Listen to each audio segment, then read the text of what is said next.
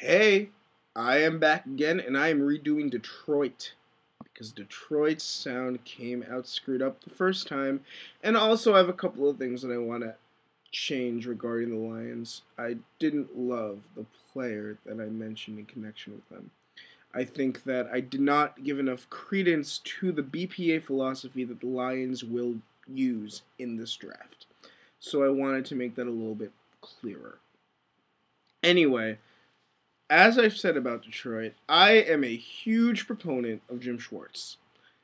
And I think that he, of course, one of the best young coaches in the game, for sure. I think in a couple of years he may be a top 10 coach in the game.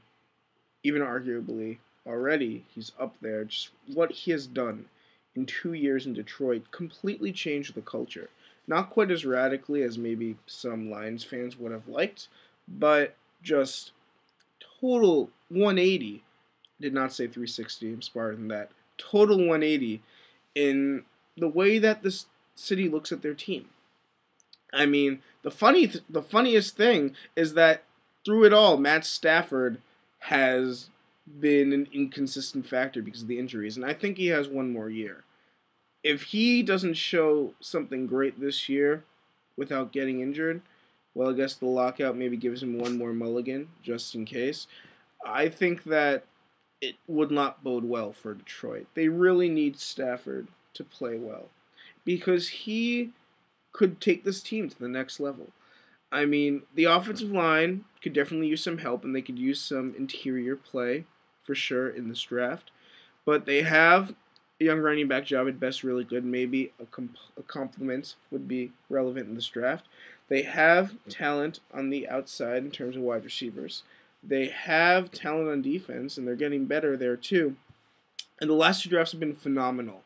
They really have accumulated a lot of talent, and total credit goes to Martin Mayhew, who has really stepped in and righted the ship in Detroit as sort of like their point person in terms of drafting, and Jim Schwartz as well for his constant vigilance and his willingness to really work his butt off. I mean, everyone knows Kyle Vandenbosch's story at this point, where he basically stalked in the first night of free agency. Some people see scary. I see dedication. I mean, that's Detroit. That is the sort of atmosphere that he is promoting among players, that dedication. And I think that that could only bode well for him in the future. So, looking at who they are going to take early and possibilities, one name that I think I didn't stress enough is Cam Jordan, as well as Prince Amakamara. Those are two names, actually. Fun fact, the only two schools that have been drafted in both drafts by Schwartz since he has taken over are California and Nebraska. They took, of course, Sue and Best last year, and the year before that, and I'm totally going to screw this up, Zach Follett was from California, and I honestly cannot remember off the top of my head who the Nebraska pick was. Sorry about that. But they did take someone from Nebraska as well.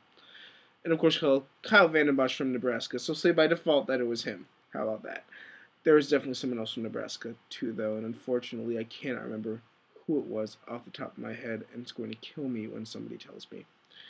But anyway, looking at the Lions, both those guys would make sense. Cam Jordan would be a nice defensive end opposite Cliff Averill in the future, because Vandenbosch is getting older, and he'd be a nice compliment there. And Amon Kamara, they need cornerbacks. And if he slips, he could very well be the BPA pick. It's funny. I had thought a lot about Tyron Smith here. Even though he's a little bit small for what Detroit wants to run, he does have that great athletic ability.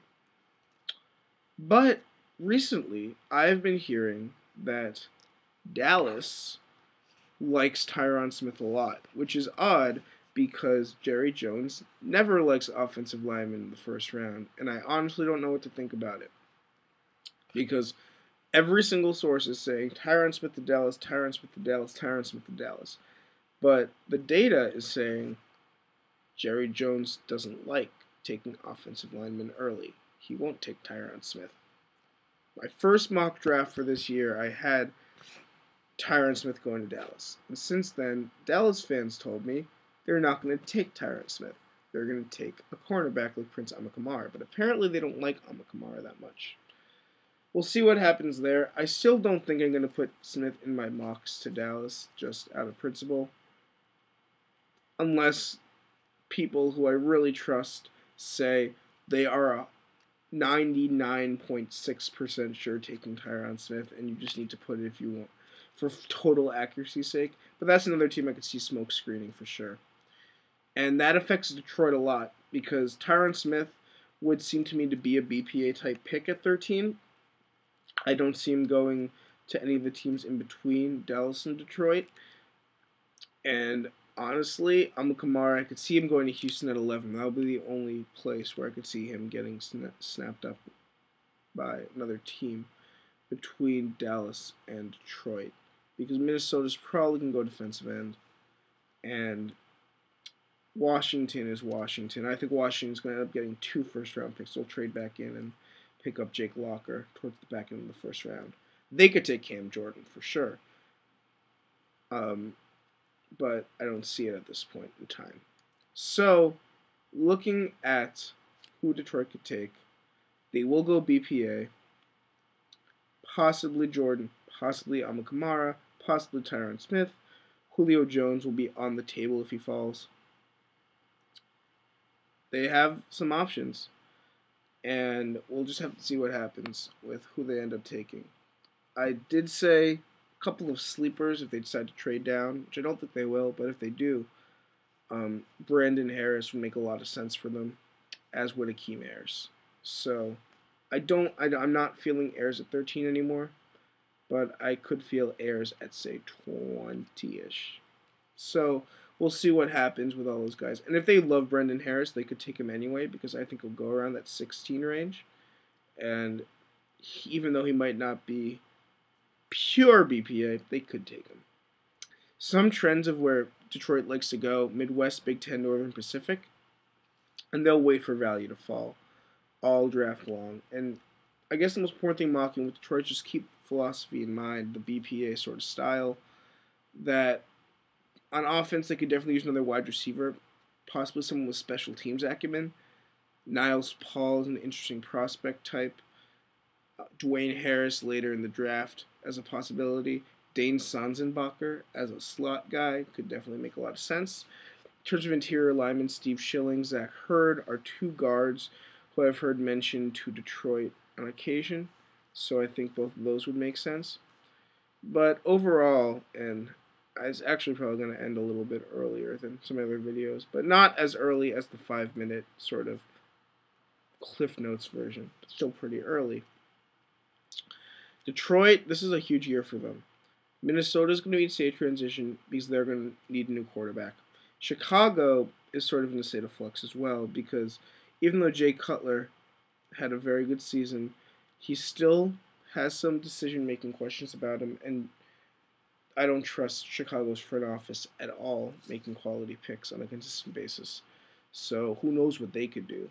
So Detroit could find themselves, if we have an NFL season this year, up in the top 2 of the division with Super Bowl champion Green Bay Packers.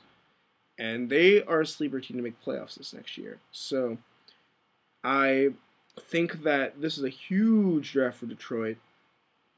Definitely we'll see what happens with them all throughout this offseason. Jim Schwartz continuing to establish his style and build his continuity, and continue to build on both the peripheral players and also the interior players and the trench players. And I think that this is a big draft for them. If they hit it big, this could be the final step in making them a perennial playoff team. And of course, if Stafford plays well also. And if not, then this could be a big step back, because it's a very fluid division in the North.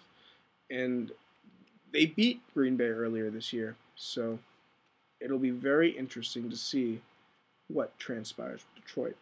Anyway, that's all for now. I'll be back later with some other videos. But have a great day.